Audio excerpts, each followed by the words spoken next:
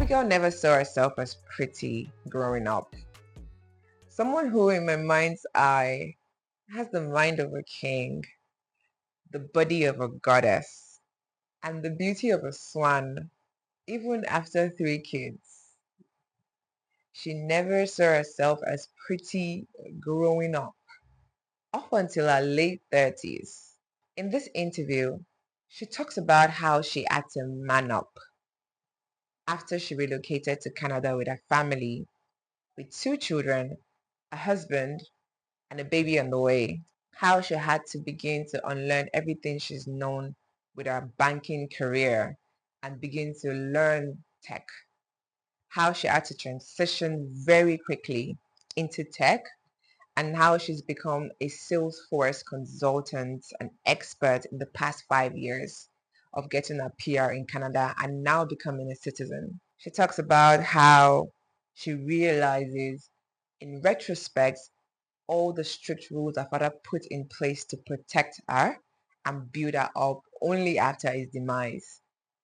Abigail has such an interesting story that I deeply enjoyed. With over 15 years in banking and then transitioning to tech 5 years ago, she has leveraged her skills, her capabilities to actually grow into such a force in the tech community, in the Salesforce community, even in Canada. She talks about how she thinks she failed as a mom when things were not right with her kids and how she was never this intentional mother that she currently is to her children. How she had to unlearn, how she had to shift her mindset, how she had to begin to rise up to raise our kids in the way that she knows will suit them in their future. She's an IIBA certified business analyst professional. She's a project manager and she holds several certifications, including being a Salesforce consultant. She currently has a coaching program where she helps people who relocate to a new country to be able to find their fit in tech and in every area that they want to be able to find their fit in towards their growth into this new community, into the new country, especially in Canada, the UK, and the US. Ladies and gentlemen, I hope you enjoy this episode as much as I did because Abigail is a force and here is a human experience. How have you been feeling lately? How am I feeling lately? When you said we're gonna have a podcast, I was like, I've never done a podcast before. Hopefully, I'll have the right words. I've never been somebody that has so much vocabulary, right? So I'm like, okay, will I say the right words? I think a lot in my head. Will I know how to convert the thoughts in my head to my mouth and speak it? But whatever, take me as I am. We're taking all of you as you are. But in the way that you've been feeling and maybe the bit of anxiety that comes with, oh, I've never done this before, how has your logic been able to rationalize showing up regardless? Thing is, I know recently that I should put myself out there a bit more, but I've been holding back. I'm like, a lot of things are not right in my life. Like this thing, do I really want to be out there? Do I really want to be talking about myself? Do I have enough knowledge to be out there? But there will never be a right time. You have to just do it. And that's one thing almost everybody around me have been saying this day. Like, why are you so scared of? You make a mistakes, you learn. As you do it, you get better. So what's there to lose? You're so pretty, by the way. You know how to got somebody else, this guy. You better have the my voice with me. You know how to got somebody else. I'm like literally looking at you and then seeing the symmetric your face has, the structure, the smile, your eyes, and I'm like, now I'm gonna make my head the thing is, I've never really taken time to fully see your face. So nice. Oh my gosh. It's so amazing that you're saying this because as I get into my late 30s, mid 30s, late 30s, I started getting into my level of self-awareness. Mm. I've never really seen myself as a pretty girl. Sis? I didn't really see myself as a pretty girl. So getting to the place where, and I look at myself in the mirror, I'm like, girl, you're fine, you know. I love it. Girl, do you know you are pretty? Ooh. What the hell were you? Oh, sorry, excuse my French. Do What were you? you thinking? Like, what made you think you were ugly those years ago? Like, whatever. It's funny. I like that you say that because even I think I was telling like the girls group where we were hanging out the other day, and I think that was like my first time really saying it to someone when I realized that I was pretty. Because I studied agriculture in school, so it was my farm practice year. So we were sent to like villages with a lot of farms, so we would be picked up by buses in the morning and all. There was this couple in uni at the time, and they were always together. Like we knew them as a proper couple, and I think during the holidays, something happened that one of them they broke up with the other. It was the guy who was served breakfast, and somehow the gist was that he tried to commit suicide. Wow. Taking like poison or something, or I don't know what it was. Anyways, so we get back into farm practice season, and then when the bus and the gist was going around, I was just by the window in the bus doing my thing because my mornings are normally very quiet. And then one of the most popular guys said something. He was standing in the bus, and then it was like, oh, he had this gist like, why would a guy want to kill himself because of babe? Like, and then he said, is the girl as pretty as Tebitokwe Saliu? And your mind, you're like, I didn't think I was pretty. No, I wasn't even there at that point. I was like, can the ground open up and swallow me up? Why am I in this conversation? this was a bus filled with over maybe 30 university adults. You know how crazy university can be. And I'm in my fourth year because it was a 5-year course. And I'm just like, how did I enter into this conversation? It wasn't like the guy had a crush on me or anything because I know him, like the guys, and that's it. And we're like, once in a while when we see once in a week, guys. And I remember at the end of the day, I could not wait to get home and look myself in the mirror to say, am I really that pretty? Yeah, for me to be like because when he said it, normally everybody would be like, but he said it and everyone was quiet. So they could kind of taking it in, like. And I'm like, and I felt like if it wasn't true, somebody would be like, oh, of course not, and everything. But everyone was quiet. Okay, I get it. And I'm like, am I actually that pretty? And of course, being in my early 20s, it just like washed over my head again, and I just continued life like, It's actually in my late 20s, early 30s now that I'm like, you cannot tell me anything in the world. I am pretty. I'm stop it. You can't tell me anything. So yeah, I like that you said that. I wanted to know if you think that you have built the life that suits your true self. If I think I've built the life that fits who you truly are. I am building that life. I won't say I have built it because it took me a while to really know how to verbalize or visualize what I really want for my life, myself. Like, it's been, this is the way your dad wants it to be. This is what daddy says you should do. Then when my dad passed, this is what I think my dad would want me to do if he was alive. And that was something I did I lost my dad, I think 15 years ago. Yeah, about 15 years ago. And when he died, most of the decisions I made, even with people I dated, were like, my dad approved of this relationship.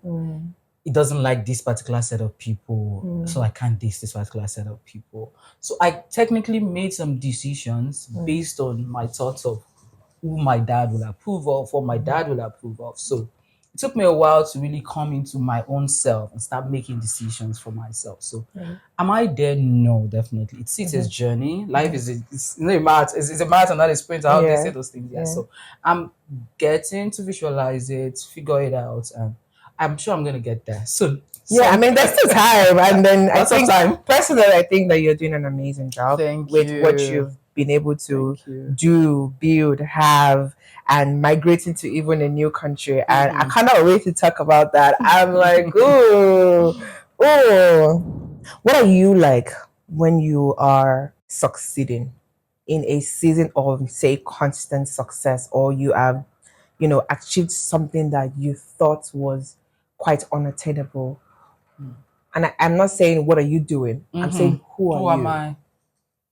Like success, there's a way success make you feel so like I'm top of the world, right? Yeah. Yeah, when I'm winning, when I'm getting it, I feel so, number one, I feel blessed Mm, to even be able to conceive that thing, the idea or the thought of it, then be able to mm, do it, then be able to succeed in it. I feel so blessed because lots of circumstances, thoughts, things, people would have not envisaged the life I am right now. mm, So the fact that I'm able to succeed and the things I have in my mind is like I'm so blessed. I didn't come from so much of a privileged home. Thank God for my father that made a lot of sacrifices to give me the leverage, which was education, because who I am right now is based on the education my father ensured he gave me mhm, when I was younger. So I'm grateful for the fact that my father gave me this foundation that helped me conceive and be and get to where I am and also help other people. So when I'm successful, I'm at my biggest self, my best self.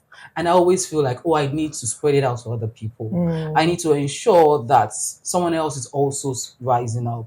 I need to ensure that I'm not just succeeding on my own. I'm sure that I'm handing off that success or that thought, mm, that dream to my siblings, to my cousins, to mm, other people in my extended family that I feel they can do well and also bring their family out of poverty and stuff. So, of course, I think about getting, maybe if it's money, financial success, mhm. getting maybe latest shoes, latest wig and stuff, As but a babe. also ensuring that I'm doing something to ensure that the next generation makes better choices. And Got it. I feel my best self and I'm also able to think about what next Mm-hmm. because that's what keeps me moving. I'm sure that I'm not Listening. staying stagnant. Got it. In opposition to that question, who are you when you're failing? Of course, I'm sad.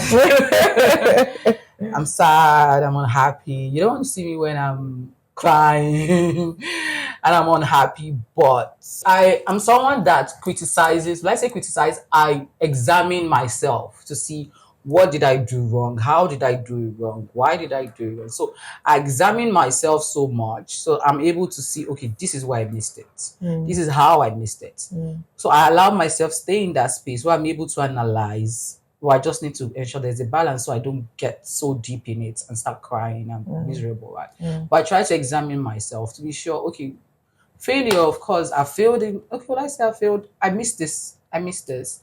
How can I do better so that next time I can do, I mean, how can I do better so that next time the result is more positive mhm, and not as negative and stuff? So mhm. I just try to introspect, look at what I might have done wrong, and definitely use it to do better next time. Is there a particular season of maybe failure or shame that has maybe changed the trajectory of your life in a better way? Like maybe for me, I always see it as I've fallen in love with failure. I've fallen in love with failure. I used to detest it, but now I've fallen so much in love with it. And in as much as the ego part of me does not want to fail, Mm, my heart and my soul and my being knows that that's what I need to be a higher human, so to speak. So there are failures where I'm just like, right now, I hate you. But I know that in a couple of months, you will yeah. be the most cherished thing that I'm glad happened to me. Hmm. Is there a particular failure or shame or something that happened that in retrospect you realize that I'm grateful that I failed at this, or I'm grateful that I went through this season of shame regarding this because it has made me a completely greater, better human. It has shifted my Perspective. perspective and made me so much better. Hmm. You talking about it, the only thing that was popping up in my head is motherhood. There was something that happened with my daughter early this year, and that's the only story I can really say to explain this particular question Mm. because I'm not sure that's the kind of answer you're expecting, but No. truly, this year has been an interesting year for me because lots of things that happened at some points has made me start changing my perspective and my decisions and stuff. So early this year, I work remotely, I work from home, right? And my kids go to school, they come back. I'm downstairs, I give them instructions, do this, do that, and stuff, right? So everybody's fine. And It's amazing how I can talk about this story so easily because Mhm. at the time it happened, I was so overwhelmed with shame and failure as a mom. I was like, I failed somewhere. Where did I fail? Where did I miss it? We're a Christian family. I've given you all I think I can give you as my child to make Mm. the right decisions. I can't believe you're making these wrong decisions, Mm. right? Yeah. So that day I was just doing my work. Ideally, I won't necessarily go upstairs to check on them because I work downstairs on the lower level of the house. I just felt an impulse to just go upstairs and check on them. What are you doing? Let me check on you. So I went upstairs to just check on each child. Are you okay? As I was going up the stairs, my daughter was on the laptop because they have classes online. They do things online, homework, assignments online, and stuff. Thanks to COVID, Mhm. she was on the laptop, and I know you shouldn't be on the laptop at this time. You should be cleaning up your stuff from school, doing whatever it is you need to do, eating, so that you can be well settled to read, right? And I saw her on the laptop, and she closed a window. I was like, no, something is wrong here. Mhm. Ideally, My she house is pounding. something is wrong here. And normally, like the browser settings, because each person has their own laptop, I check what they do to just be sure, okay, I know what each child is doing. Mm. And so anyone that is playing game, why are you spending so much time on games and stuff? And in my mind, I was like, here you go again. She's playing game again after school. I've told you not to play so much games because you need to study. And I'm like, I want to see what she closed. She tried faffing around. I said, no, you closed the window just now. I want to see that window. And she opened the window. And I was overwhelmed by she was on the, we know she shouldn't be on like a chat this thing. So like a Mm. Yahoo Messenger, whatever it is. No, if you need to communicate with your friends in school, communicate with them in school. Don't bring that thing home. When you go back to school, you'll be friends. And I saw that my daughter was actively communicating with strangers all over the world on a communication app. And I was overwhelmed by some conversations that were being sent to my daughter because the fact is, this 21st century, with level of awareness, our kids are exposed to all these perverts, Yeah. all these crazy people all over Yeah. the world. And that made me say, although we've spoken about the risk of talking to strangers on the internet, Mhm. but my daughter was actually actively talking with strangers all over the internet. Somebody could have come into my house and kidnapped my daughter. Somebody, she could have risked her life by talking to strangers. What do you mean you are looking for friends on the internet? You have enough friends in I school. could still feel the anger. It was a terrible season of my life because I was like, gosh, where did I fail as a mom? Mm. We know all these boys, they say they are 16, but they are grown up men that are sex trafficking girls. Mm. Communicating with my daughter, oh, where are you living? Where are you staying? All those kind of, and I was shocked because it was just a little bit of detail that was left for my daughter to really be Giving giving information. information that she shouldn't be Mm. giving. And I was overwhelmed in my shame, actually, for a Mm. while. I was almost falling into depression. Like, where would I fail? Where did I miss it? Mm. Then somebody sending her a kiss on the internet and she's blowing a kiss back. Somebody saying, I love you, and she's blushing and all that. Like conversations, even to the craziest amount of conversation that you can imagine. Mm. And my oldest child is just 11-year old. And I was overwhelmed with shame. How can my 11-year-old child be talking to these strangers on the internet? I felt like I failed as a mom. I Mm. felt like there was something I wasn't doing right. I was overwhelmed by my own shame that one day I just snapped and I was like, this is bad for my mental health. Mm. And I had to speak with somebody who was my friend. Mm. And that was the person that helped me come out of my shame. She was like, you've done nothing wrong. Yep. It is not something It's you should nothing. kill yourself Yeah. over. These things happen. The person also talked about personal experiences, and I was like, okay, I would have been dying and killing myself thinking I was the problem. Mm. But here is another mom that's struggling with the same thing. Mm. And she knows another mom that is struggling with the same thing. Mm. But in our own individual homes, we Mm. felt like failures. Mm. We felt like we failed as mothers. We felt like we failed as women. But we're all facing the same challenges, but because we don't talk about it, we don't get to share our pain with each other, and we don't get to come out of that shame. So that was something that was a season that could have got bad for me mentally if I wasn't able to communicate with another person that is also dealing, that also dealt with that and was able to figure it out. And that really helped me know that really only when you keep quiet do you die in that the shame. inside, But it doesn't also mean you go yapping around to everybody. Everyone, yeah, I You just need to figure out who is this trusted person that I Right. can even just pour my soul to, Okay. and I'm sure the person's gonna get me. Yeah, I love it. I know you weren't expecting that response. No, I wasn't, but I'm also like, thank you for sharing that, because that can be something that is something people want to hide, especially when it comes to their child. And then also being vulnerable, talking about, a lot of parents want to just talk about the successes of their children, and that's okay. But we're all living in this human life. Yes. We will fail. Nobody gets to make it alive without going through their failures and their shame. And then my question to you then is, when you were 11, what were you doing? Yeah, because that was when I was 11. Funny enough, I was very stubborn as a child. Yeah, because I was like, when I was 11, what was I doing? I don't talk to boys at 11. My father would kill me. He would kill me. I was stubborn. I rebelled against my dad a lot when I was young, but I had boundaries. Because I was like, I know I can push this man's button to this stage. But if I pass it, I'm going to be in deep soup. I don't want to pass those boundaries. So I kind of had sense. Even in my foolishness, I had sense. Yeah. So it was just school, come home, read, lesson, stay at home. When your dad comes, push his button a bit, getting pissed. Really? Fight. Were you very intentional about it? Sometimes I was. Wow. Push his button, tell him go crazy, let's fight. Yeah. But I stress that man a lot, I know. Oh my God. Okay, so my other question is, did you then seek to understand why she was doing what she was doing? I did. But the fact is that when I was growing up, there was no internet. I didn't have a laptop. But as at the time internet started coming up, I had pen pals. That was where I was like, okay.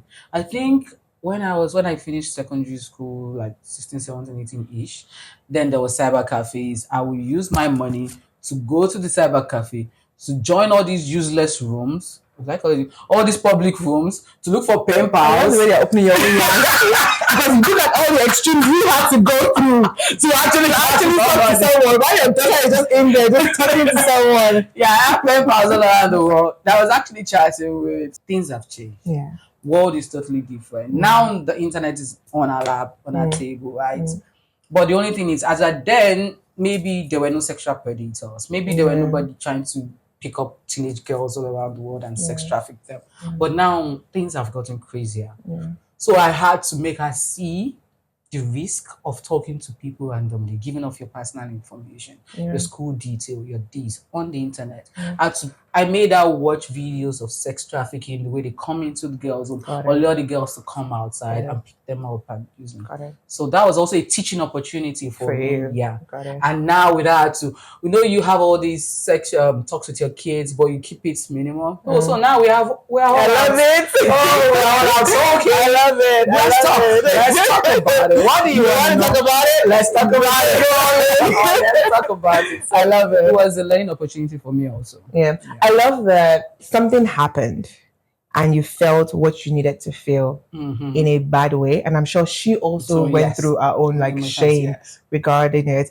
I love how you did not just stay in that shame and sadness and weaponize it against yourself. I love that you sought help. Whether it was professional or unprofessional. Oh, we tried professional help also. I tried to get her a coach. I tried to get a therapist. Yeah, a therapist. Fantastic. I love session. Thank you. Because people just feel like, oh, just stay in your shame. People use that to burden people or stay in your shame. I'm like, no, but then help. Help, yeah. Understand And then if you understand, if you get to the root matter, you can then help Mm-hmm. for that to know what, because at the end of the day, you just see what someone is doing, but you're not stringing it back to the root of the issue as to, are they really that bored? Mm-hmm. Is Yeah. it that they're getting to the age where things are beginning to fancy them and all of that? I love how you took those steps to say, this is how I feel right now, and stop in your tracks and not weaponize it against yourself. Seek help for both parties, you and your daughter, and then find solution, come to Yes. resolution, and then take action to different. And kudos to that. Thank you. Well done. And actually, our relationship is actually better for that also. So are you now grateful But I have that friends, but I need to tell her sometimes, I'm not just your friend, I'm your Friend. mom. exactly? Mom. Yeah. But are you now grateful that that happened? Will I say grateful? But I'm thankful for the ability, for that chance to be able to Yeah. have that conversation Yeah. and teach her. Yeah. Because I think what I'm learning also recently is the fact that in whatever relationship, mother to child, lovers, friendship, there will always be conflict. Yes. And we're seeing conflict as something bad, which in the reverse of it is for you to come to a place of repair and to be able to grow into knowing the fullness of who we are individually, not just trying to play, oh, this is what we want me to be, and all of that. Like, I don't know. It's interesting. Well done. Well done. You. So Abigail is a mom. Abigail is a wife. Abigail is a professional. Abigail is a daughter. Yeah. Abigail is this and that, and she's winning in all these aspects. And who is Abigail to Abigail? Wow. Okay. Who am I to me? Yeah. Abigail, who are you, darling? I love that too much. Oh, I think Abigail actually likes to have conversations in her head with herself, right? Yeah. And she likes to be in charge most times. Abigail likes to be in control of situations. Okay, I've talked about being in control of situations, want to know how things will always pan out, always need to be sure that everything is in place and stuff. She always does things for people and puts herself like at the back burner, right? But now Abigail is like talking to herself. I'm like, girl, you only live once. You can't make your life choices based on what people will say. Sometimes we fight about that because they're like, okay, people will talk. Do you really want to worry about what people will say? Or, oh, I feel I can't do this. Do you really think you can do it? Or do you really think the person doing it is better than you, right? So we are, that's Abigail and Abigail. I love it. I love it. I love it. I love it. We have conversations with ourselves. We sit down, we talk. Who are you? What do you like? What do you really want from life? Are you making this decision based on society or based on yourself or because of your children? Most times, Abigail makes decisions because of her children, right? So, to herself, I think Abigail is kinder to herself now. She wasn't so kind to herself before. She used to beat herself down about before, but she's a lot kinder now. Abigail is more aware of who she is now, and she tries to make solid decisions for herself based on her needs and what she thinks is right at the moment. She makes mistakes, yes, but after those mistakes, she talks to herself. I'm like, okay, we messed up. What can we do better? Yeah, so I think they are now getting to know each other. The good Abigail and the the overthinking Abigail, and they are getting there. There's so much joy in my soul that people need to come to realize that there is different facets to our being. Like there's different, it's not just one person. It's the different facets of, I can be a baby sometimes. Yes. But when I stand in my queenness, yes. And I'm like, okay, Toko, stop it. I'm like, Toko, you're stressing me out. I need you to calm down. Like you would think, and I love it. I feel like when people have gotten to that level of talking to themselves, like not just me, but then the different parts of me, I feel like you've acted. Yeah. You're going to be kinder to yourself. You're going to see life in a different facet or a different perspective. And I love it. Like, oof. I see where we're friends. You said Abigail is now kinder to Abigail. What was Abigail like in her 20s compared to now in her 30s? Where and why did she all of a sudden, maybe not all of a sudden, but why is she now kinder to herself? Yeah. Oh, in my 20s, I don't think you would have seen me and say, "Oh, you're pretty, you are amazing," and stuff. No, I was a mess. I was a mess because dealing with my own childhood trauma, becoming an adult, being programmed to do this and be this way. Yeah, from my dad's shelter to going to university, private university, where you are like made to be this way and try to be perfect, don't get expelled in school. Try and do right and be right. The only thing on my head is, oh, I need to read, succeed, be that good girl. Although I want to press my dad's buttons, but I want to be sure that his money is not wasting. I'm doing so well in school. Coming out of school, you want to get a job. You want to be financially stable, be able to take care of yourself and relieve my dad of the stress, the financial burden. Then my dad got sick and he passed on. And I had siblings that I technically had to take care of because though I was the second child, but I was the one that first got a job because my brother was in med school. My second sister was in a private university. So I technically had to be the mom to these kids. So from being a child, I became an adult. Then I had to be this way with my strong face and strong opinion, hard heart, doing things without feelings. The only feelings I had then were my siblings, just doing everything straight like. Until I got into this period of self-awareness, I didn't realize how I was just doing things the way society wanted me to do it, the way I felt must be done. And I was making decisions just based on this is what I need to do part time to be sure I'm not a disgrace to the family. I'm sure my father's memory is not tainted. And my father is happy and not rolling in his grave for the nonsense decisions I was making, right? So I wasn't like my happiest self. I was just going on autopilot. Yeah. But in my 30s, mid-30s, I started getting to my level of self-awareness, connecting with people that help me know better, having coaches and mentors that make me know better. And now I'm getting into my feminine era. And I'm so loving it for me. I'm dropping all those masculinity, all those things I thought I had to be just because I had to be strong in this tough world. I have to be rugged in this world. I have not to be taken for granted. I need to be sure. So I'm getting to this feminine era. I'm like, oh girl, so are you really this girly? I'm trying out pink also. I don't do pink because I'm not a girl's girl. I didn't think I was a girl's girl, but now I'm loving pink. I'm like, okay. I love the orange outfits. It's given.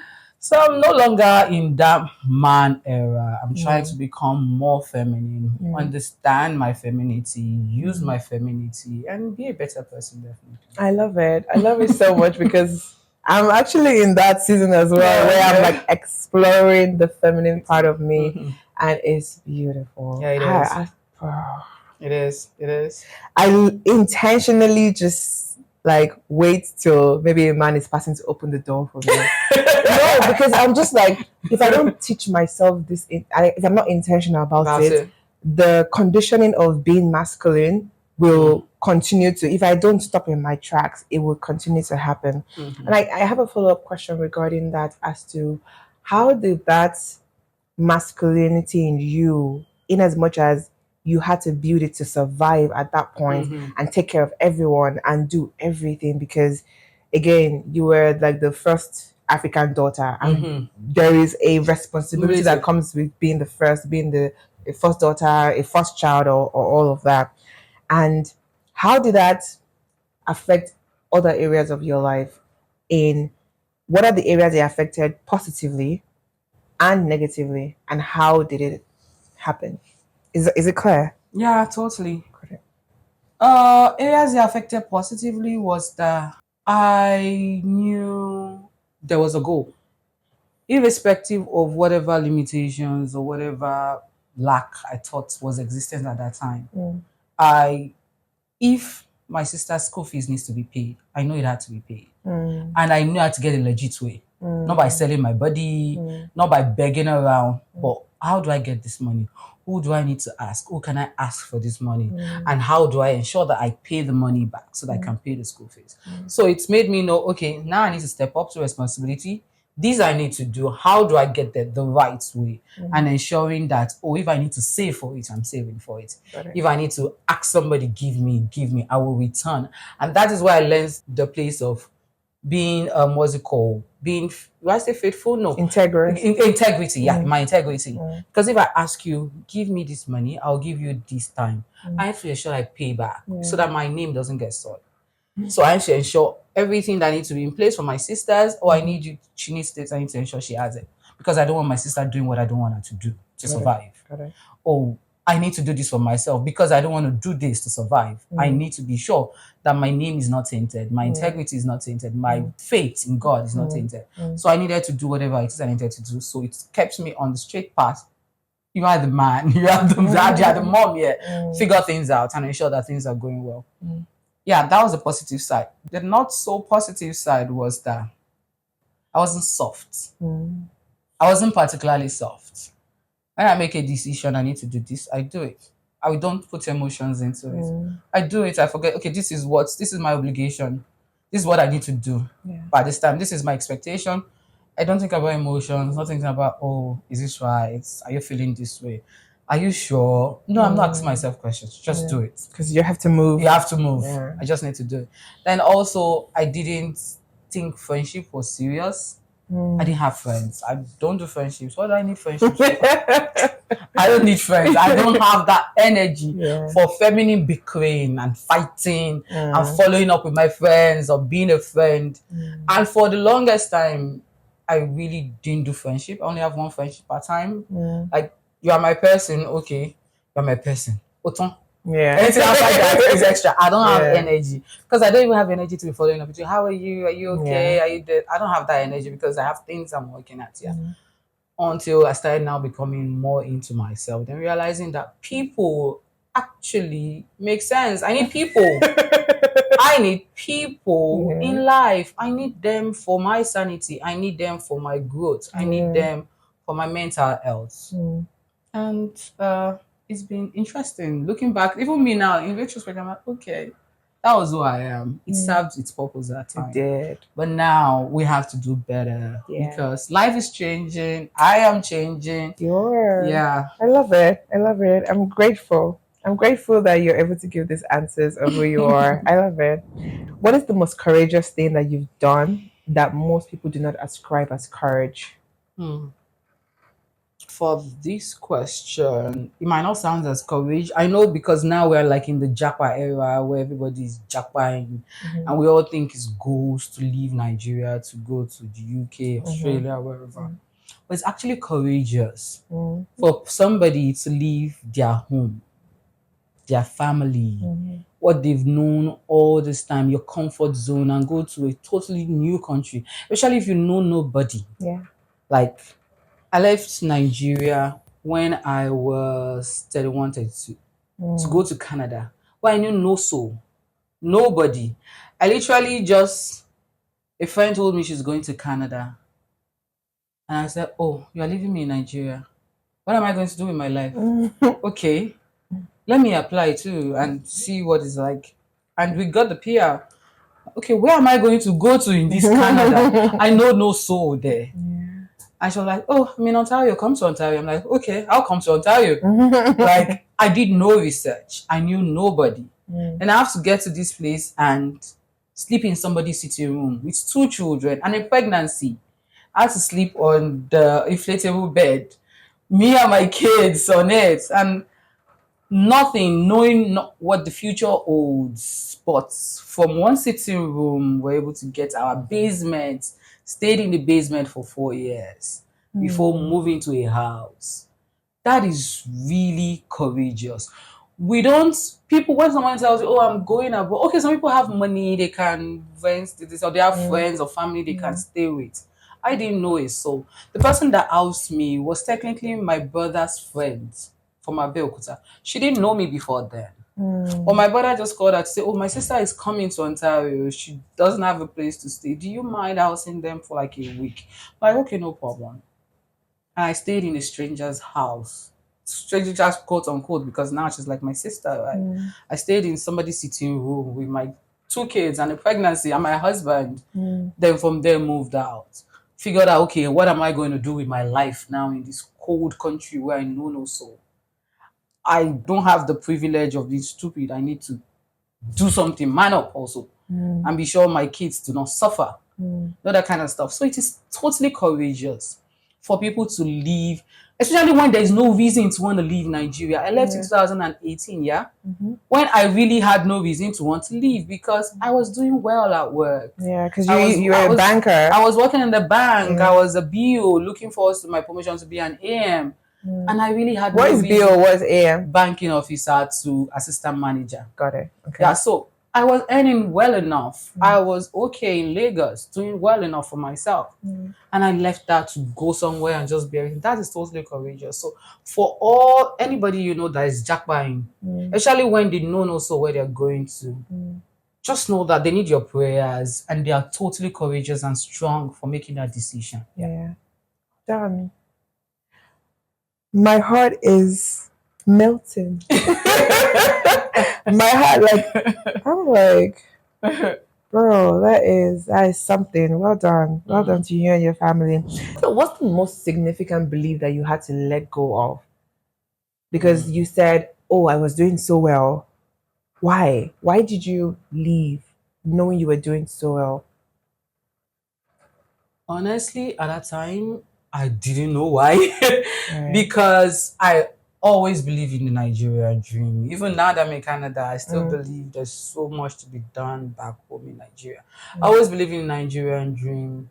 So why did I just feel, oh, I can see explore opportunities? Because for me, I think myself as a sojourner, mm, right? And when the time is right, I will either come back home or go back some or go somewhere else, mhm, or I'm exploring my journey. So why I just felt, oh, okay, I've basically lived over 30 years mm, in this one land.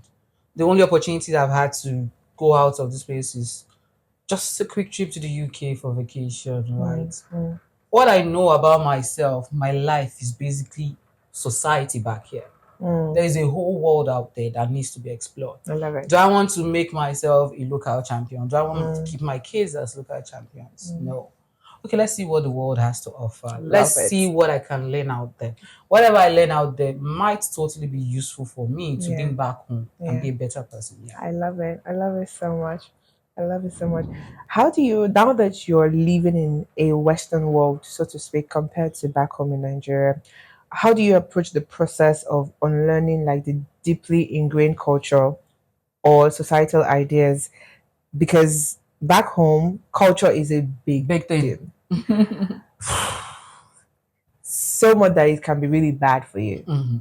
How do you approach the process of the unlearning that is needed when you get to, say, a part of the world that things actually work, where you realize that what was taught back home with society, with culture, with tradition, with religion was taught in a way that suits the dysfunction. Mm.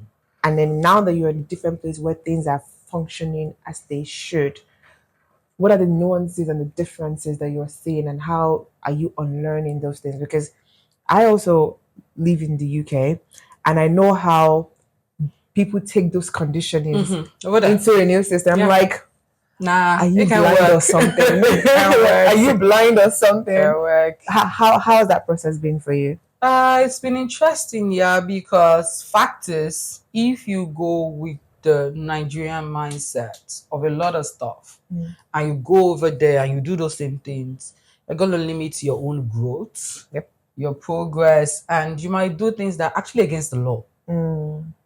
Because, and the law does not excuse your foolishness or your Ignorance. ignorance, Yeah. yes. If it is wrong, it is wrong. You Yeah. can't mark your kids like Yeah. that. You Yeah. can't ensure there is a mark. You know, the other say, I'll beat you, I'll put mark on your body. It's a thing of No. pride. Yeah. It's not. When you are grown, Yeah, you you remember. remember. No. It's a crime. You can get jailed for it. You lose your kids for that, girl. Yeah. So, like, and I like the way the society over there, I think a lot of immigrants over there are getting into trouble for the foolishness we bring from here over there. So because as Mm. people get into more trouble, so we're not having communities Online. have Mm. all those kind of sessions or webinars to Mm. teach parents and say, no, you don't go smacking your kids Mhm. unnecessarily. You Mhm. don't go, this is how you handle your kids, or you don't expect your kids to okay, yeah, in Nigeria we pay the kids school fees, right? Mhm. But the fees are kind of like okay, we understand it's still something we can work towards or quickly pay. Mhm. Over there, the university bills are a lot. Mm. So you need to be sure you're saving, and the government has put in all these structures in place to ensure you know how to save towards your kids' education. Because if Mhm. you want them to go to university and you don't have money, you're going to put those kids in debt. So except for your parents that want your kids to start their life in debt, you know, Mm. I need to start saving for them Towards it. little by little. Yeah. So I think one of the things that have helped me to settle in over there was being a member of Nigerian communities. Got it. Not communities that makes me stay in my local area, Yeah. the ones that give me some level of awareness, you know, okay, Mm. this is what to do, this is what you can't do around here. Got it. These are the things you need to do for your kids to be successful. Mm. Or depends on the community you go in. There are some people that are like, oh, when you get there, these are the kind of jobs you can get, these are Mm. the kind of things you can get. And a lot of people go into that web just chasing shadows, doing those minimum level jobs. Mhm. But if you go into communities where they're like, okay, you can do this for now, Mhm. but you need to be sure that where you came from, you were earning well. Don't stay that way. Mhm. Aim for those high level jobs. Love it. Yeah, so I ensured I plugged myself in communities with people that were teaching me all these things, helping me to become better and be sure that I'm plugging myself into the system in a positive way. I like that you said that because I know how you went from banking to tech. Yes, Like, yes. ooh, ooh, ooh, That was ooh. serious. That was something, and Yes. that was a very significant leap. Mhm. How did you handle the fear, the uncertainty with starting a new field in a new Country. country? Even myself, I'm like, what? My dad was a banker. He conditioned me to want to be a banker Got because it.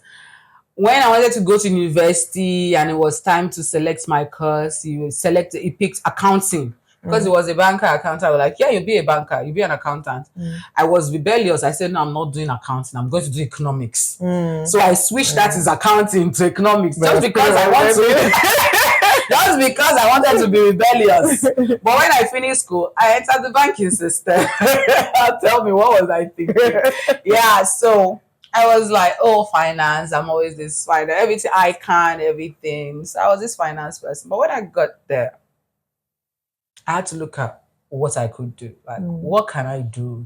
This is what I know from back home. Mm. How do I translate it into my own career down here? I've Mhm. always been a career person. I've always believed in the C-suite, having my own space in the corner office girl. That's who I Okay. thought I would go. That's who I am, right? So Yeah. I had to look at, okay, this is what I want to be. What kind of jobs can I apply for that will give me what I want? Okay, if I go to a bank, I even tried applying to a couple of banks, customer service. I have a heart for people, but I cannot be a customer service person. If you tell me A and I leave you alone and you say B, by the time you say C and I say the rest, they will bundle me out of that. Don't come here again. Like, nah, customer service is not for me. I can't do this stuff. Then I tried translating my work experience, because I was in the FX department, my knowledge in that particular department when I was living in Nigeria. I Got it. tried to convert it over there to see, oh, okay, I can move into treasury, into bonds, into trading. Mm. But my knowledge was still minimum because the particular department I was in is a bit structured just for the Nigerian economy, for foreign exchange sales, trading, but not the Right. traders part. Got Is it.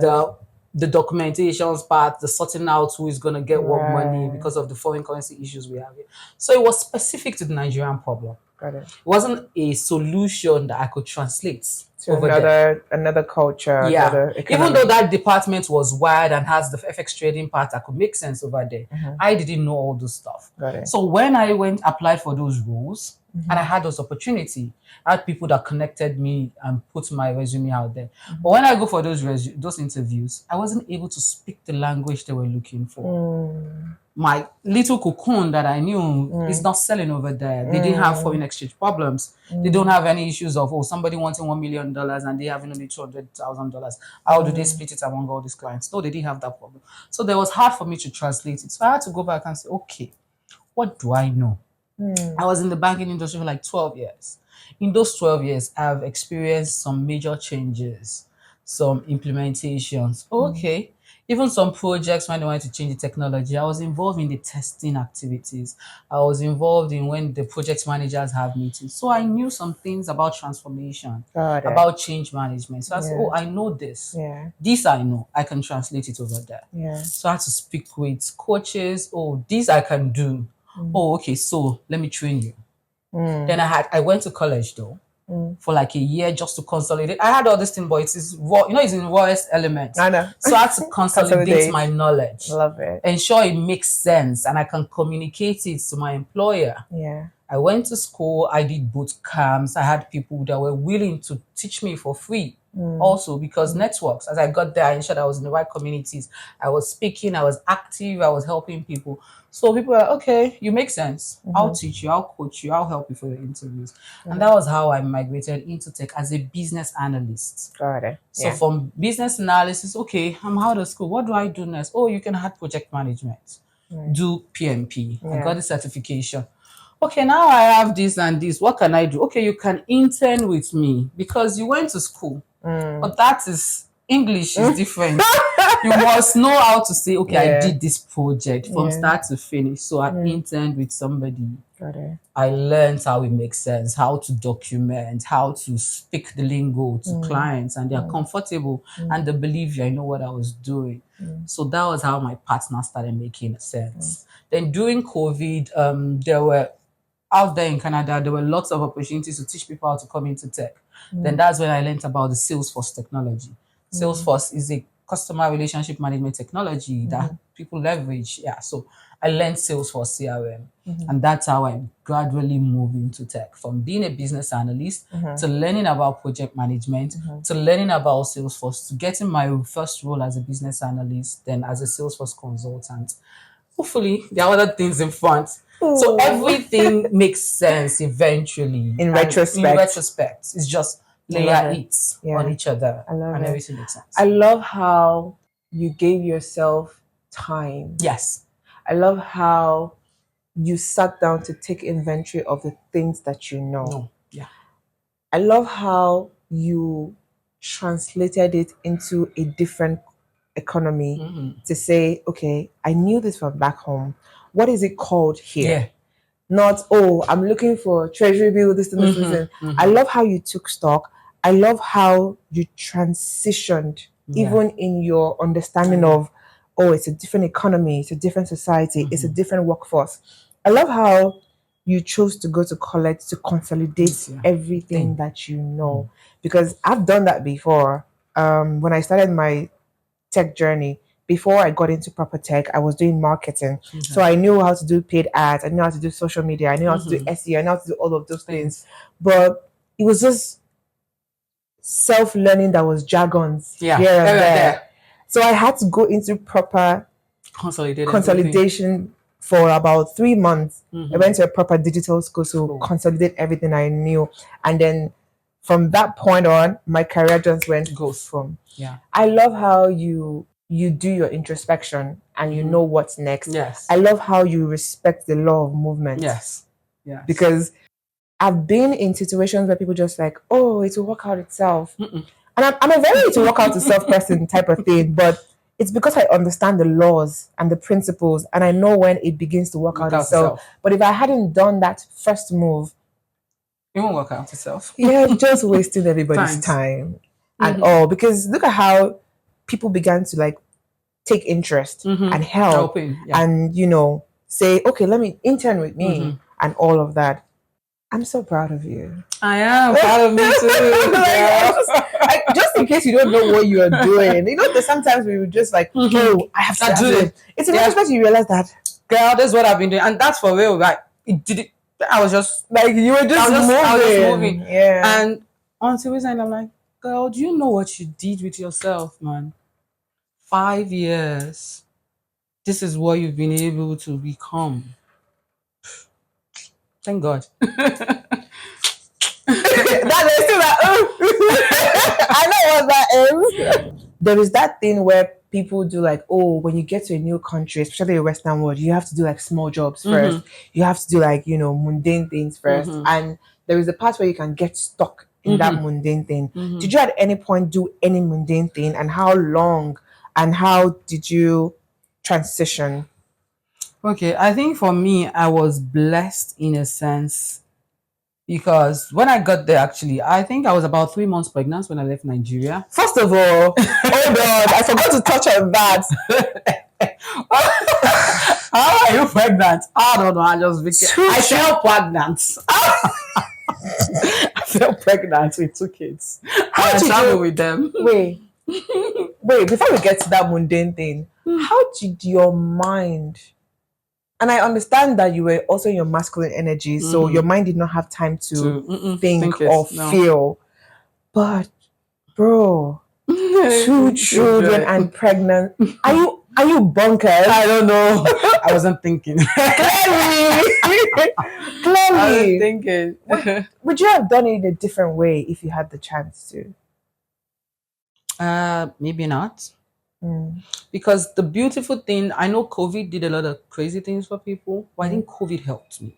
Mm. Of course, when I was pregnant, I didn't see COVID coming. Right. Yeah, but COVID helped me per se because also having still remembering my little beginnings. Because when I was going, I didn't have the expectations that I'm going to pick money from the floor. And immediately I'm going to become rich. Right. I understand the fact that I need to start from the ground up. I understand the fact that everything will not be rosy at the beginning. I need to be contented with whatever little I have, and my kids are also ensure they are contented, right? So when I got there, I was pregnant. I did look for a job. Actually went searching for a role in the bank as a customer service person. And I got to the last stage of the interview and they asked me, do you see yourself going on a vacation anytime soon?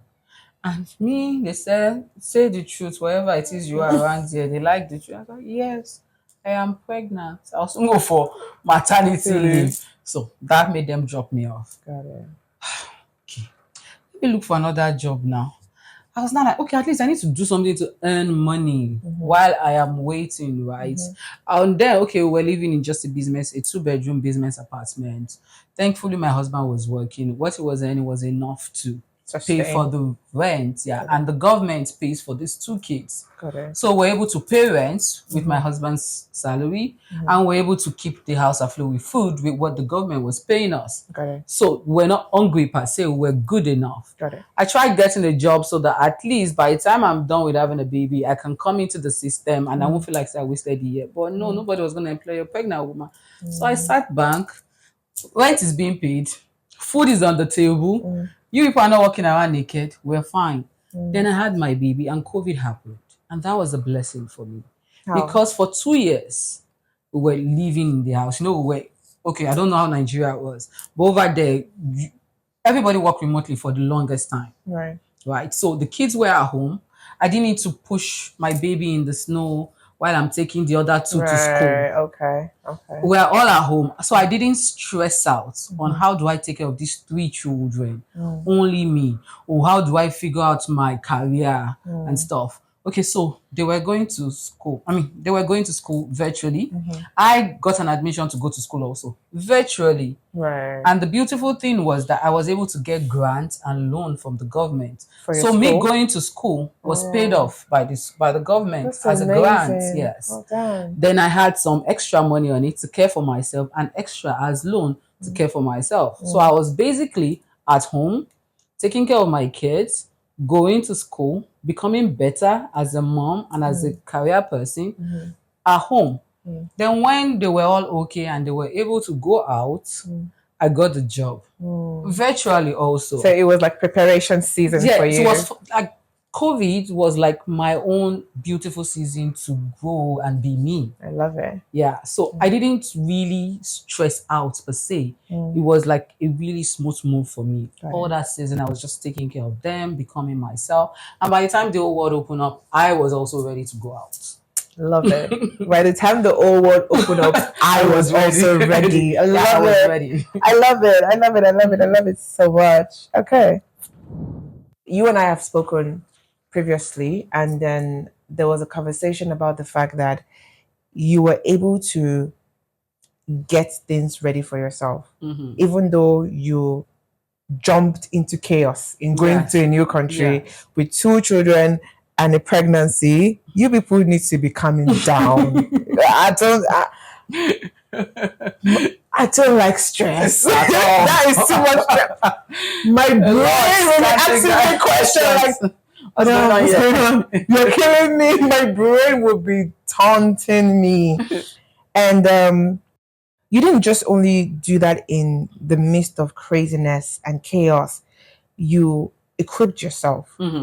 You equipped yourself. You went through all the phases intangibly of, and both tangible and intangible of, I'm going to prepare myself.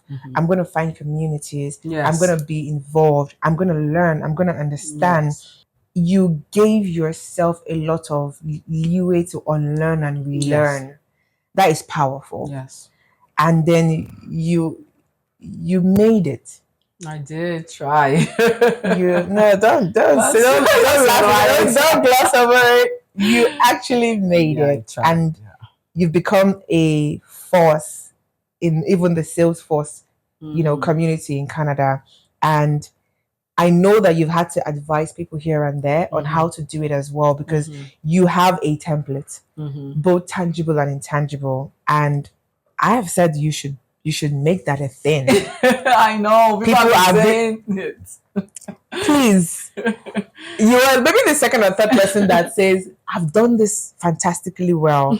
And we're begging them that people want the template. So what is the name of this? We're putting a mark on it. What is the name of this coaching program? When does this coaching program start? How can they reach you? Yeah, please. Honestly, when you told me that before you come to my podcast, have a name in mind, I have been thinking and thinking and thinking. Oh my gosh, my brain is tired. Somebody is making me try. Yes, I've played around, I've glossed around different things, right? I've not been able to place my hands on it. I promise you will have it soon. Okay.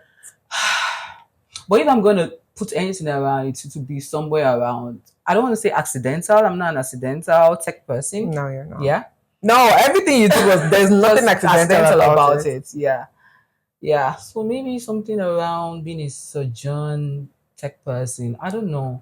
Yeah. But I need to figure. I want to consolidate my journey into the name, into my label, right? So I'm still yet to place my hands on it. It's not clicked yet, but I'm working on that. It's okay. The number of people that are on my case to get this running a lot, so I cannot afford to put them to shame before the end of this year. Unfortunately for you, I cannot. You're in my life already. You cannot run. You know me. I will run after you till I get something from you. But if anyone wants to look into Canada, and Abigail is now a citizen of Canada, and she's not just the citizen who just like winged it. She went through the entire process of learning, unlearning, getting the skills required, getting grants. Who gets grants?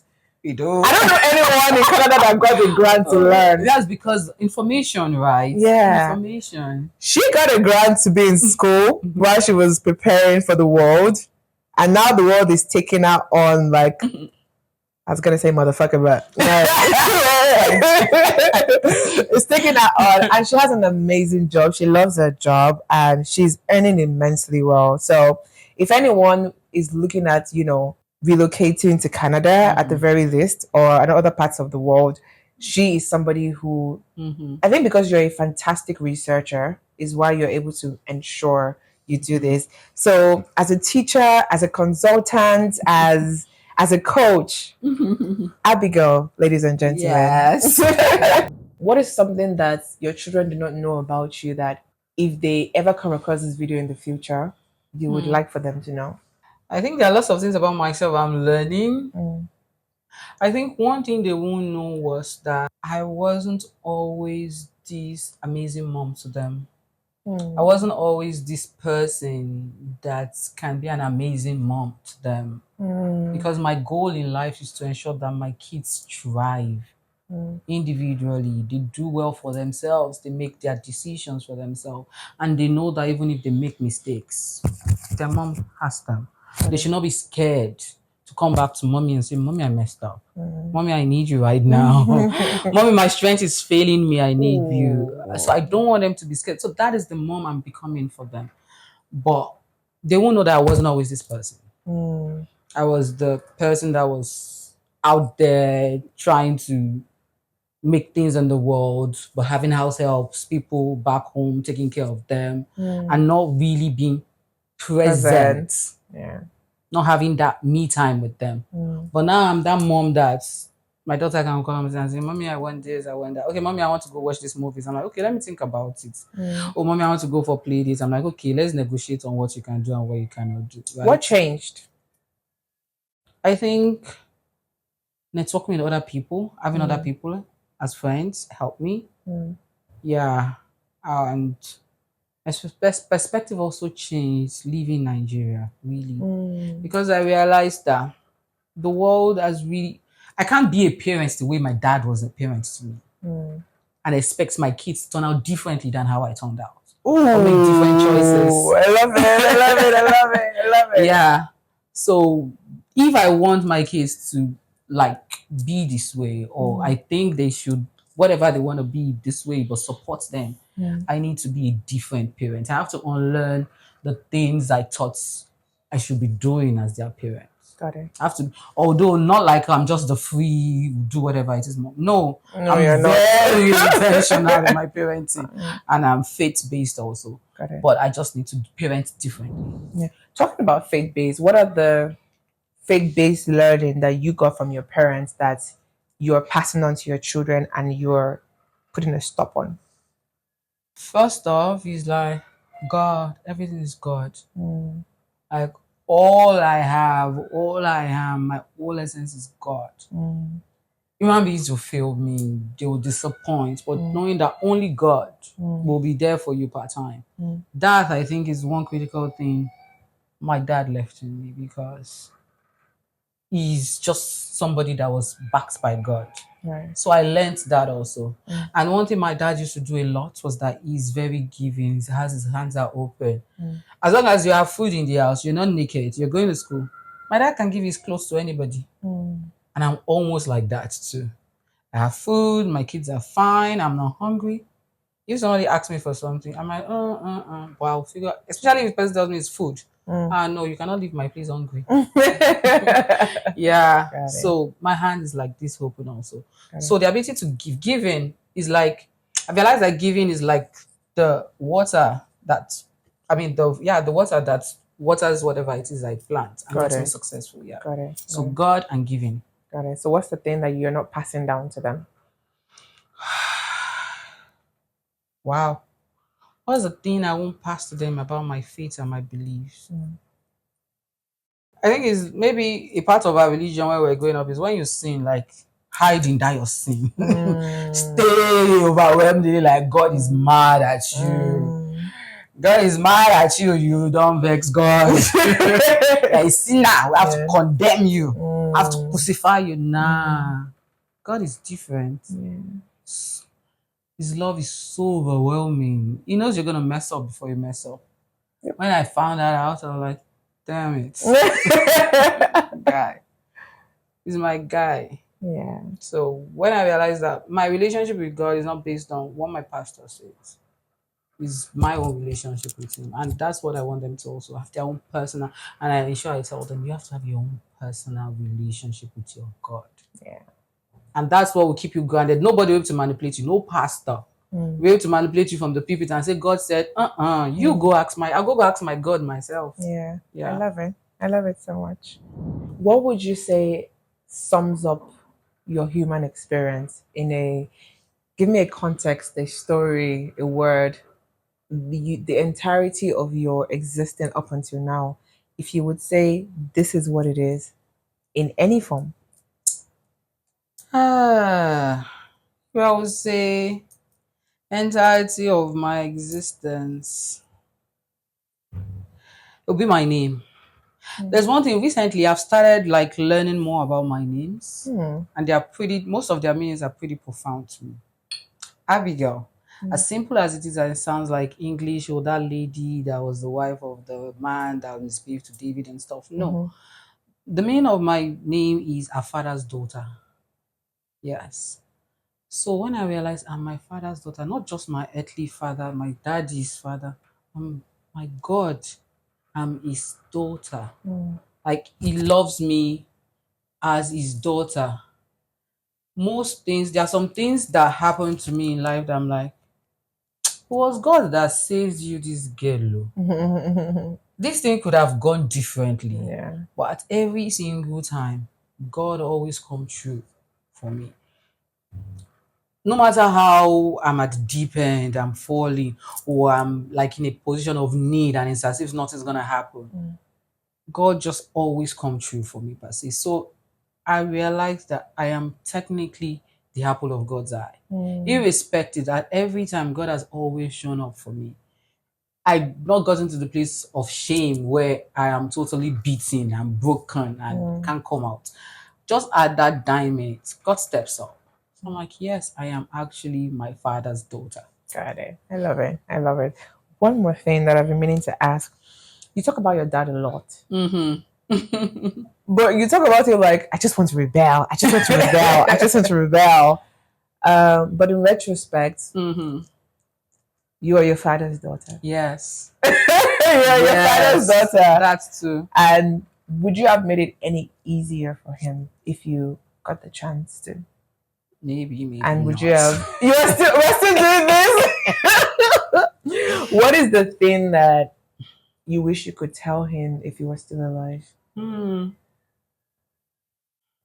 There were two of my childhood friends that I recently connected with. One of them, I went to the US sometime this year. I sat down with him and we had a chat. Until he spoke about my father before I realized that my father was actually intentional about parenting me. This entire thing you've been saying, I'm just like, I'm not sure you're still being that little girl. But I know that it can be very hard when a father has a protection. But that protection has saved you a whole lot more in my mind. Yeah, it did. That's why I'm like, the reason I asked you that question, like, I want you to retrospect and see that, trust me. Yeah. For someone whose father wasn't present, no. Then another person I connected with, when he talks about it, like, your daddy really did a lot for you.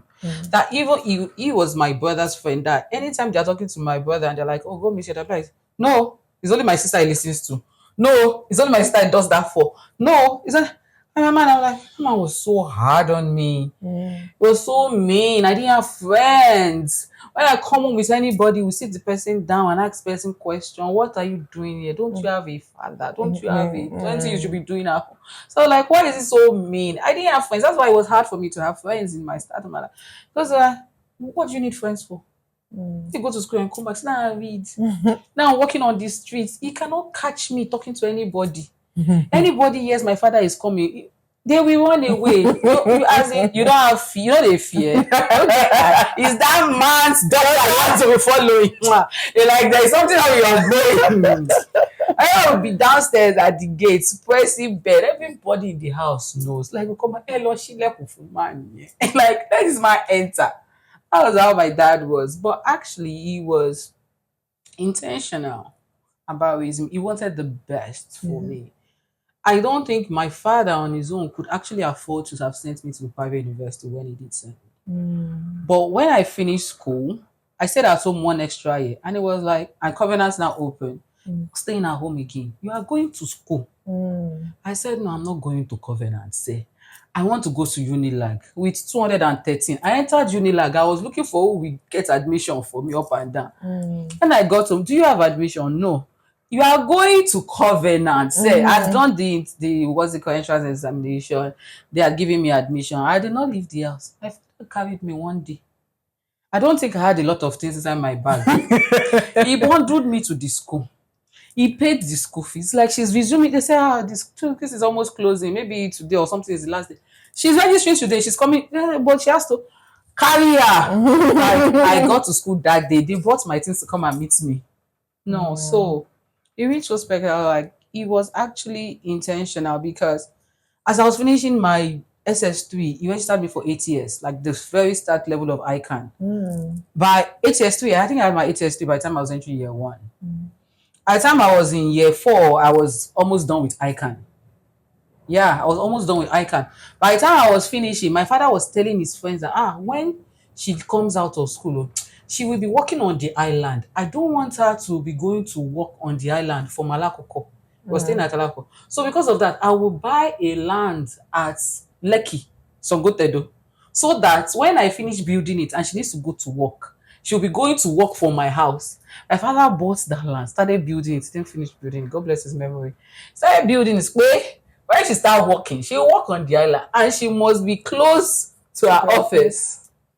Yeah, and so these days, when it's close to my dad's death anniversary, I get really nostalgic because for the past 2 years, because I really sit down and I realized that life wasn't kind to him. He made his mistakes as a human being based on level of his understanding at that time. Of course, my parents were separated because you can hear me talking more about my dad than my mom. My parents were separated and I lived with my dad, me and my siblings with my dad. He made some mistakes with the women in his life, but was a good father, was a terrific father. He never played with any of his kids. And I hold on to that memory. I don't hold on to the memory of his mistakes because That's good. that is his personal life. As an adult, I can understand where that is. And I really appreciate the role he played in my life and in my siblings' lives. What would you say to him if you had a chance? Not like I'll make life easier for you, Sha. We'll still fight. You have a problem. You have a problem. We'll still fight because you yourself, you are a fighter. How can a lion not give birth to a lion? Come on! I'm sure he's going to be like, even when he sees you fight, in as much as he's going to want to fall, he's going to be like, that's my child. Yeah. And now that he said it, like I slept over at my dad's place. Like, okay, I've been staying somewhere around on the island, but I had to go home to his house. Yeah. And I slept over. We buried him at the back of the house.